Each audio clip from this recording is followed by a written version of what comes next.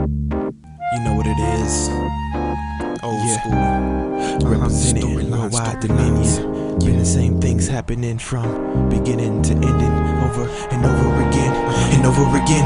These are old school storylines, men on the battle lines with double-edged swords slaying Amorites, cities being flooded. Men at war sounds familiar, and I guess symbolically there's really nothing new here. Old school storylines, men on the battle lines with double-edged swords slaying Amorites, cities being flooded. Men at war sounds familiar, but I guess symbolically there's really nothing new here. Now there once was a man over 9 feet tall. He held an iron-tipped spear and his armor was bronze. He used to shout taunts to the party of Saul and boastfully defy the ranks of the army of God. Then 40 days passed, now the same man had a raised hand when he came to challenge them all. He was a famed man, a champion of brawls. You would have thought by how he talked that he should never be fought.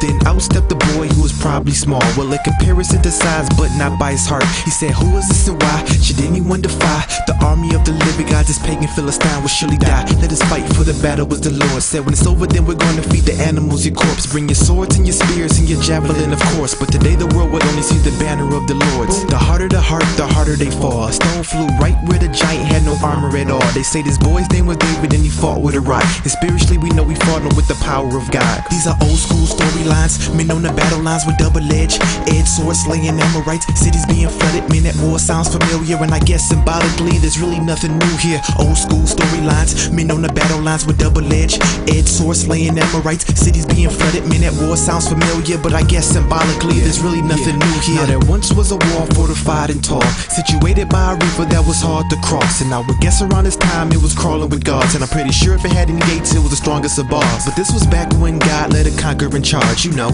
back when he told Joshua march with the ark and his priests to the land that he promised. He said it's time for you to go back to the land of your fathers. Now you would think that if no one could stand in the way, they were ready to bust down the gates, but the Lord had a set of instructions. Whoa, wait, he said I want you to get the ark and march around this whole place. He said once on the first, 6, 7 on the 7th. Now when you hear the holy priest blast the horns, grab your weapons, shout as loud as you can. The land is already yours. Not even a million men can match 1,000 from the Lord's. Then up with the horn and down came the gates, and the city of Jericho was taken over in a single day. And the Lord's coming back to do battle with his saints. And if that's the verdict, then who's gonna stand in his way? These are old school storylines, men on the battle lines with double-edged swords slaying Amorites, cities being flooded. Men at war sounds familiar, and I guess symbolically there's really nothing new here. Old school storylines, men on the battle lines with double-edged swords slaying Amorites, cities being flooded. Men at war sounds familiar, but I guess symbolically there's really nothing new here. There once was a land that was drowning in sin. Whatever the people wanted to do, well, they probably did. Without a question, wickedness was a policy then. It's possibly this was man at the wildest he's been.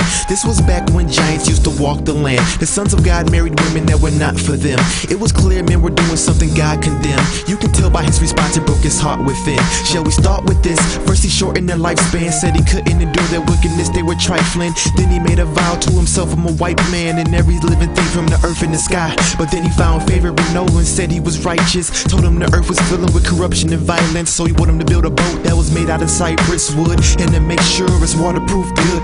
Down came the rain and up went the boat, and for 40 days straight they say the water rose. Now the same water saves, as you may already know. Not the washing away your dirt, but a response to God saving your soul. Saving your soul. Response to God saving your soul.